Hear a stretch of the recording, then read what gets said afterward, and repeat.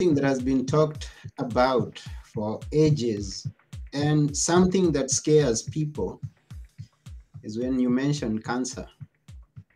And when you hear a loved one has cancer, it's a scary thing. When you're diagnosed as having cancer, it's usually a scary thing. This is Now Tell Us. I'm your host, Anthony Morore.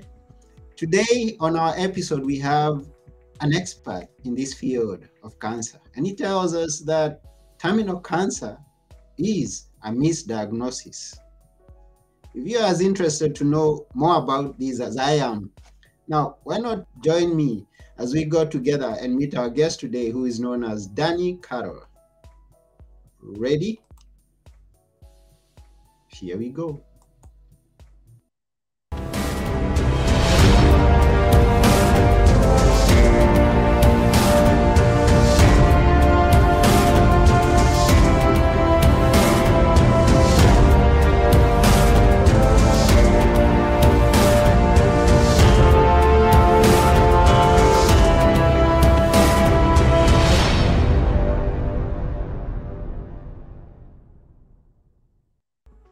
Hello, Danny.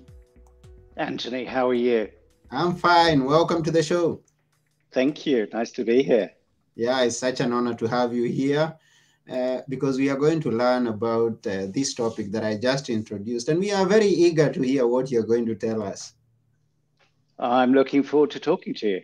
Yeah, and before we get started, we would like to know, where are you? I'm currently in Dublin, in Ireland. I live between Ireland and India.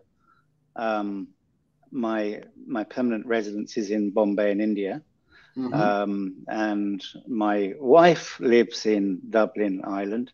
So I shuffle between Ireland and India, basically. So I'm currently in Dublin, Okay. which is a beautiful city. What's the frequency?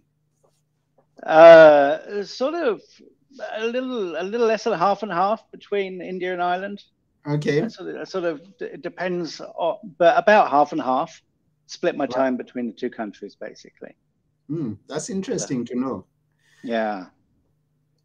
Now, let's know about you and when you were growing up and when you went to school and what did you decide to do with your life? So I grew up in London. I spent my first 25 years living in London. I finished my studies at London School of Economics. I studied international corporate law at the London School of Economics. And I shifted to India in the mid 1990s, originally on a 6-month posting, and I've been there ever since. Mm-hmm. It's a beautiful country. I love it. I have a passionate love affair with the country. My permanent residence is in Bombay, in India, and I've been there now into my 28th year in India. So yeah, it's a great place. Any local languages that you know? I speak in India there are 29 languages. It's very Yeah. similar to Europe. I speak one of the main Indian languages called Hindi, but very badly. I can eat, travel, curse. I can survive, but my Hindi is pretty poor, frankly, for the amount of time I've lived there. It's an English-speaking country, right? So it needs the mother of all creation, and I speak as much Hindi as I need to. So That's cool. yeah, Now, the word cancer is the word a word cancer, that just sparks some horrors in people's minds. horrors. When I Yeah, hear that on on radio, when I hear someone mention cancer, I'm always ready, waiting to hear for the bad news. yeah. How did you come across? How did you come to be interested with this word and what it is that is happening? It really started in about 2005. A friend of mine was diagnosed with cancer and couldn't afford the cancer treatment. So I ran a marathon in Bombay to raise the funds for her treatment. And when she went into hospital, I mean, they said she had cancer, right? But I mean, she looked perfectly fine to me. But anyway, she went in. I funded her cancer treatment, and she used to message me from hospital saying, "Danny, I don't know what these doctors are doing, but it feels like they're putting poison in my veins." And I didn't know any better at the time, so I encouraged her to continue the treatment. And after 3 rounds of chemotherapy, basically, she died. I mean, I was devastated. So I couldn't believe that in such a short period of time, she'd gone from what looked like being healthy to me to being dead. So I committed at that point in time that I would try and find a better solution for cancer. And I've spent the last 17 years researching cancer, and I've spent the last 7 years helping people who had been sent home to die by doctors to fully recover their health, basically. And I'm curious to know, where was your friend? Was she in India or elsewhere? Yeah, Okay, she was in Bombay in India. okay. Yeah. So you tell us it's The journey. yeah, The journey. is it? Well, I studied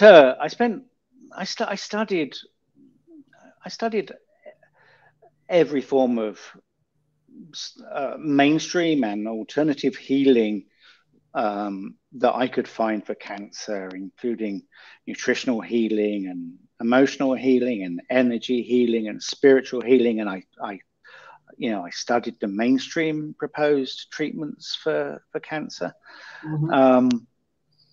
But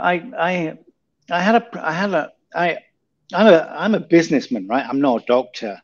Okay.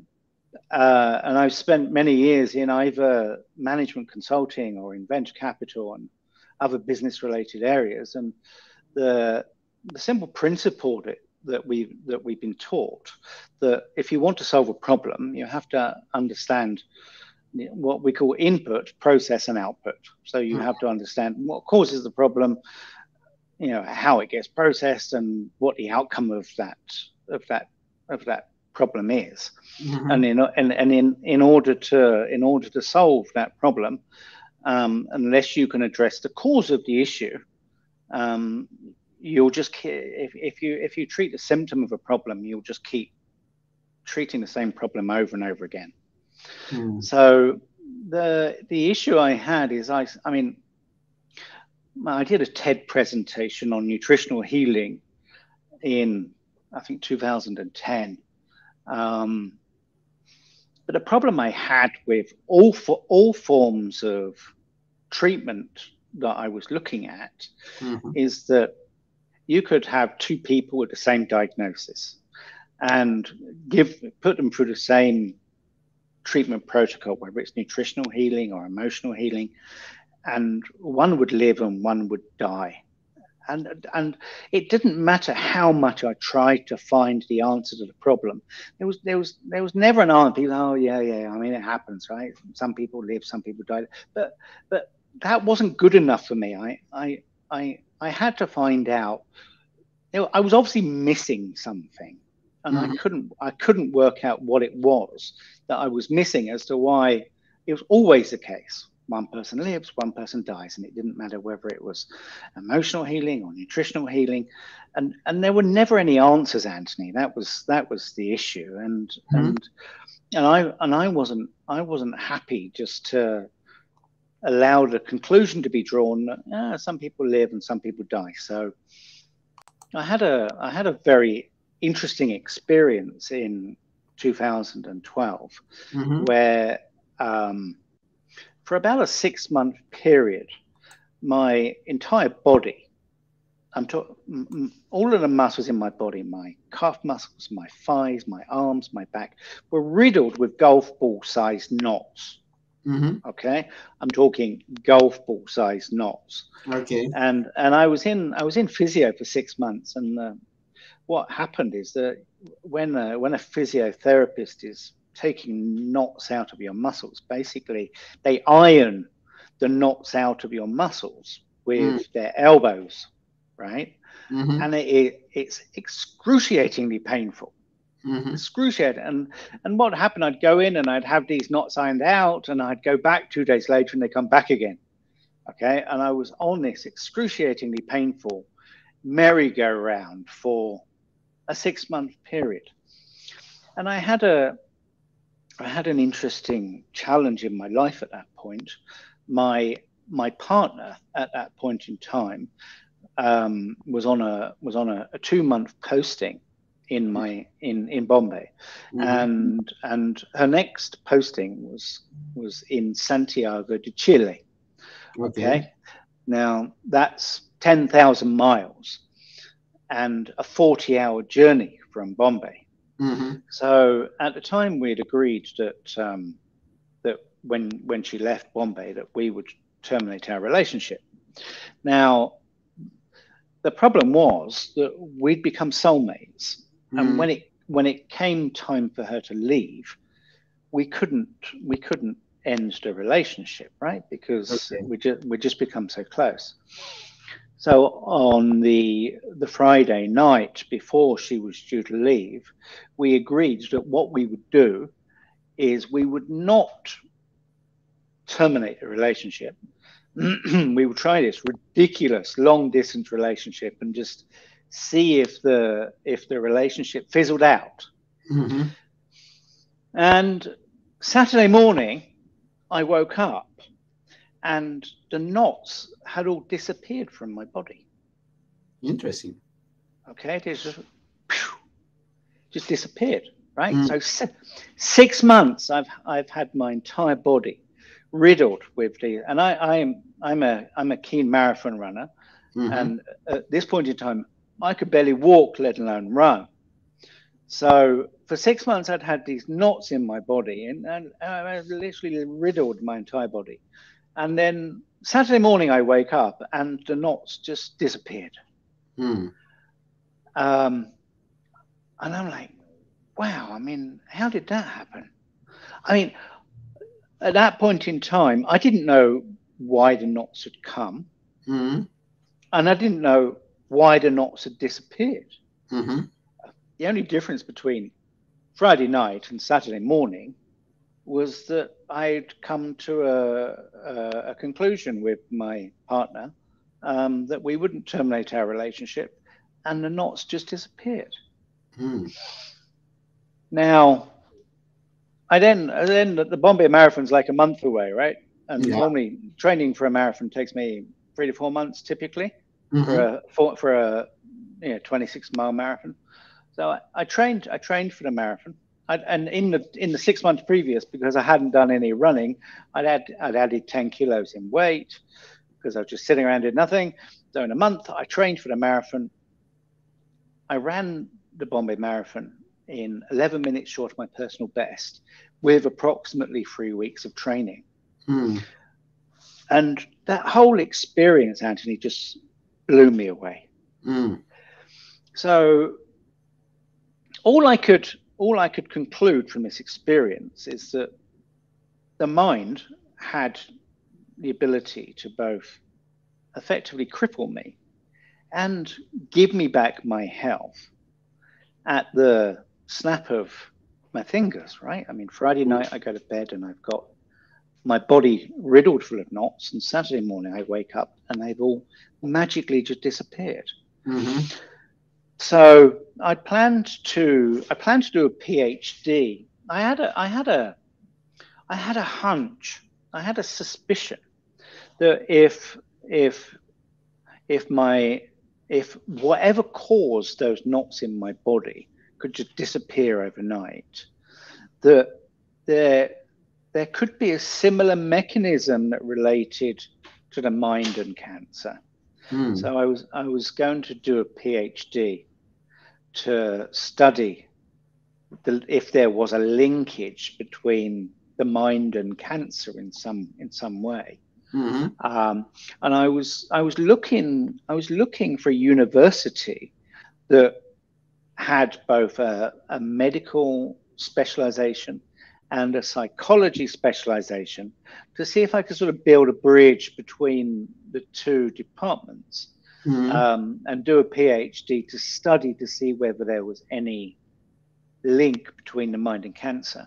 And in the process of looking for that university, I found this German medical doctor who was reported to have a 92% success rate in healing late stage cancer patients using a form of mind body medicine.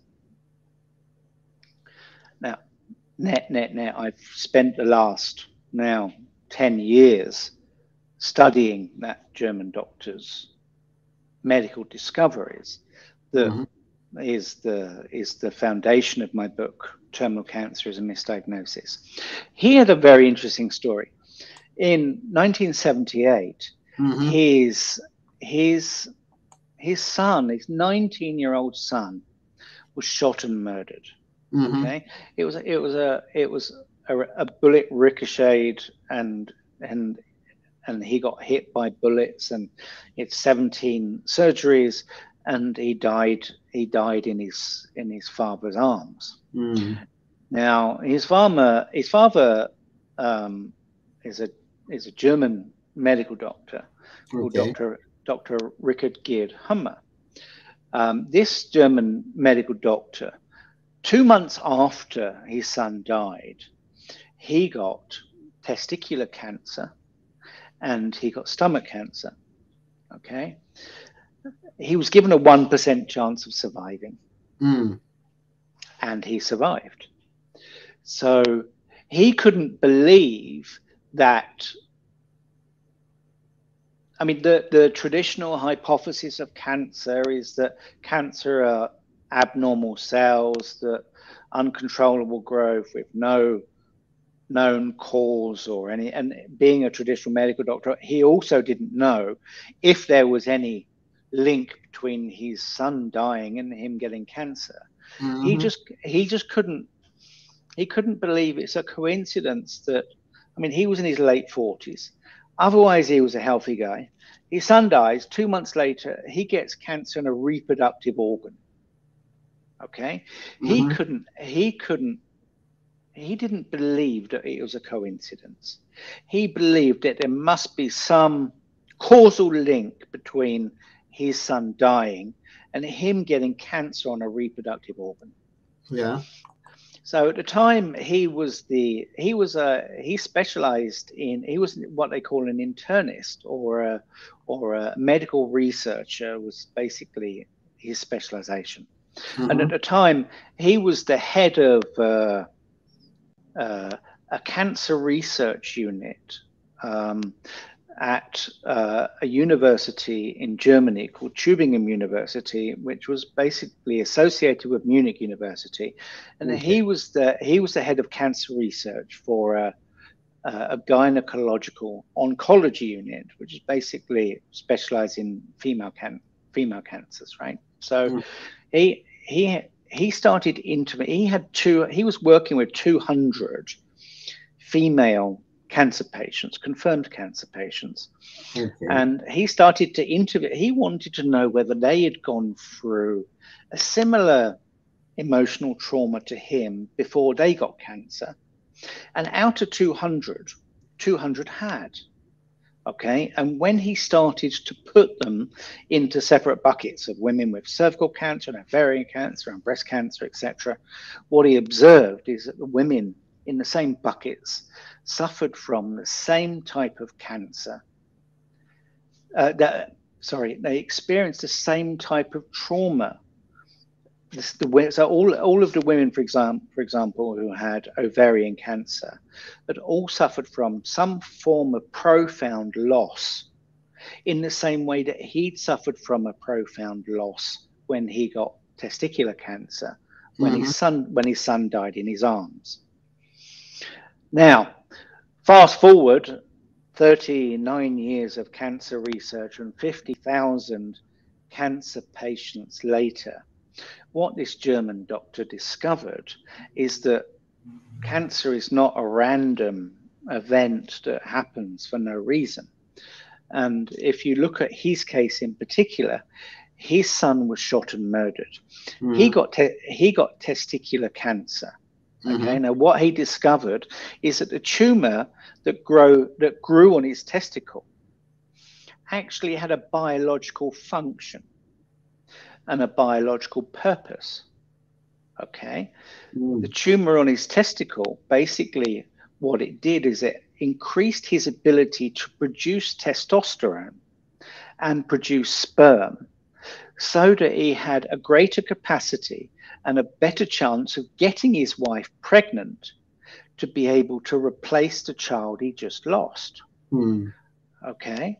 And once he understood the connection between the function of an organ and how it gets affected with a particular type of trauma, what he basically concluded is that cancer is not the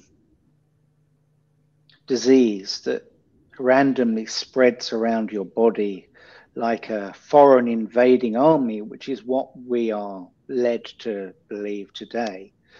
But it's actually part of nature's survival function. Okay, nature wants us to survive. Okay. And our biology is set to increase or decrease our function in times of trouble in order to help us to solve a problem. So all of the organs in our body, basically what happens is the capacity is either increased or decreased based on what we need to overcome a challenge. So in this doctor's case, his son was murdered. So he just lost a son. Yeah. So what nature has done is nature has increased his capacity by increasing the size of his testicle to increase his sperm and testosterone production, to give him the ability to be able to have a better chance of replacing the child he just lost. Okay. Yeah. And that basically is the same with any organ function. Now, to understand how our organ capacities increase and decrease based on what we need to survive, the easiest way to understand it is if you look at a woman's menstrual cycle. A woman's menstrual cycle, during part of the menstrual cycle, tissue is added to the walls of the uterus. Okay, in order to, so if she gets pregnant, she can hold the egg in the uterus. If she doesn't get, so tissue is added to the uterus. If she doesn't get pregnant, the tissue is removed from the uterus. Okay, removed with bleeding and often with cramps and pain.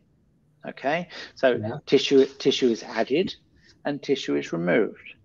Now, that basic biological function is what happens in all of our organs when we face challenges in life. So this doctor faced a challenge where his son was shot and murdered. So what nature has done is added tissue to his testicle so that he has a better chance of getting his wife pregnant, so that he can replace the child he's just lost. And once he understood the biological mechanism, the survival mechanism,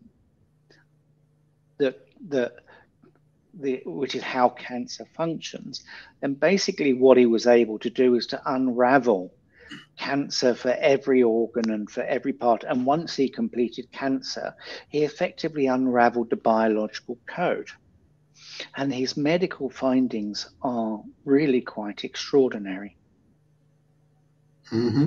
That's in a nutshell. And I'm curious to know, because you mentioned, you link the cancer that the man had with his reproductive ability. And I'm curious, about the other organs, because you mentioned it is just about the same. But for example, if I have lung cancer, how could Mhm. it be linked? What could be going on? What could be the end result expected? What could be the trigger? Very interesting, right? So think about oxygen, right? I mean, if you look at all of the inputs we have, Mm-hmm. whether it's water or it's food or it's oxygen. I mean, food you can survive for weeks without food. Water you can survive for days without water. Oxygen you can only survive for minutes without oxygen before you die, right? So the lungs basically, if we have what this doctor described as a fear of death conflict, okay, and the fear of death can be for yourself or in fact for a loved one, and Mm-hmm. basically what happens is the capacity of the lungs is increased in order to help us to better intake and process oxygen to stop us from dying, because it's all a survival mechanism. Mm-hmm. And that survival mechanism basically is what we call lung cancer, the increased capacity in order to process oxygen. And it's the same in any of the organs that we have. If you look at the liver, I mean, the liver is very complex, it has many functions, okay? But one of the primary functions is to produce digestive enzymes, okay? Now, the liver is very interesting as well, right? The common belief in modern medicine is that the liver is affected by the main body of the liver is affected by alcohol poisoning, right? So Yeah. alcoholics Mm-hmm. get liver cirrhosis and liver cancer, right? Mm-hmm. But if you look at alcoholics, the thing about alcoholics, if you've ever met an alcoholic, is that they will very often not eat in order to be able to consume alcohol. Their Yeah. focus their focus is to drink Mm-hmm. and not eat. Mm-hmm. Okay, so the liver, the main body of the liver, actually gets affected by what this doctor described as a starvation conflict. So if your body thinks that you're starving, then the capacity of your liver is increased. Now, this can be borne out if you look in Africa, right, where people are actually starving. You'll see if you see young children on TV when they're starving, right? They have distended stomachs, but the distension on the stomach very often is at the top of the stomach here, which is Mm-hmm. basically the liver increasing in size. And the biological purpose of that is so the liver can consume the energy in your body better to stop you starving to death. Mm-hmm. So once you then start consuming food on a regular basis, then the liver will then go back to its original size once the survival trigger of the fear of you starving to death has then been effectively switched off. Okay. The book, Terminal The Cancer, book. the Misdiagnosis. Discover palliative care alternative medicine that you can survive. Now, what's in it? So this is it's an autobiographical journey of the last 17 years of my life, Mm-hmm. explaining the 17 years of research that I've done into cancer Mm-hmm. and the primary medical discoveries that this German doctor, Dr. Richard Hammer, made during his lifetime. Unfortunately, he passed away in 2017. So From it cancer? From cancer of. no, he had a stroke and died. As a long backstory to how he died. That's a Okay. maybe that's another book in itself, right? Okay. Um, but yeah, I mean it essentially contains. You can't say the cure for cancer because Cancer's not a disease, right? It's a Yeah. survival program. So it Uh-huh. describes cancer, the survival program, how it functions, and I've attempted to describe it in a way that anybody with no knowledge of medicine and no knowledge of cancer can read, understand, and consume, so that you can come away from the subject with a basic understanding of what cancer really is. Okay. Why did you choose the word misdiagnosis? Uh, Because it is. I mean, you know, the common belief is that as a cancer is this disease that, you know, spreads around your body like an invading army, killing you from within, and it's just not true. mhm. It's incorrect.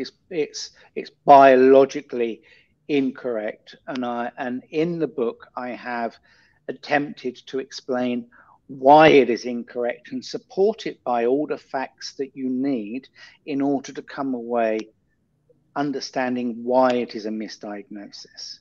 Okay. So, in short, everything that we have discussed, everything that you told us, is what is contained in the book, and therefore we we say it is the terminal cancer that is a misdiagnosis, and that's why you. When is it being published? Because I understand it's not out yet. It's not out yet. Mhm. Hopefully within the next 2 weeks, I'm going to publish it Okay. initially on my website. Hmm. Um, I will hopefully be putting it up on mainstream Amazon, Barnes and Noble, those types of places in the next 3 months. Okay. But within about 2 weeks, you'd be able to pick it up on my website. And your website is, Danny-Carroll.com. that's www.dannycarroll.com. Danny-Carroll.com, yeah. Okay, so yeah, for anybody who be interested to know much more about the book, you can hop on to dannycarroll.com. That is danny-carroll.com. Absolutely.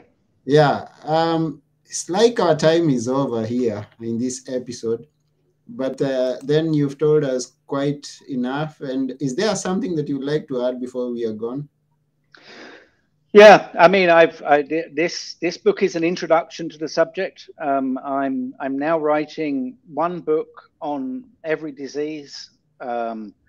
I've written a book on breast cancer, one on testicular cancer, one on IBS, ulcerative colitis, and one on atopic dermatitis. I will be writing hopefully one book every month, one on each disease, and that will be going up on my website. 4 books are up already, and I will be adding those books up as I write them. Okay, that's good. So, thank you very much. We really thank you, Danny, for coming to our show. And Absolute pleasure, Anthony. yes, and we also thank all our viewers, those watching us live. I see we have people watching us, a few, Nice. and is they are going to still continue watching or listening to it after we are through. We thank all of you for taking your time to go through, and remember to head on to danny-carroll.com and connect with Danny for the rest of what he's talked about, and especially to be informed about the forthcoming book. Now, before we sign off, we would like to ask you to leave us with a few words that we should always remember. What are your words, Danny? Dr. Hummer always used to say, it's difficult to teach somebody to swim when they're drowning. It's always better to learn to swim before you get in the water. With cancer, it's always better to learn how your body functions biologically before you get sick. Don't wait till you get sick in order to understand how your body functions. I've started learning 10 years ago. The place I live is a place where there's no fear of disease. It's a beautiful place. Come and join me. Thank you for those words. And once again, we appreciate your time here. Thank you, Anthony. Absolute pleasure. Yeah, so that's about it. This has been Now Tell Us. I've been your host, Anthony Morore, and together with our guest today, Danny Carroll, we are saying bye for now. Learn to swim now. Learn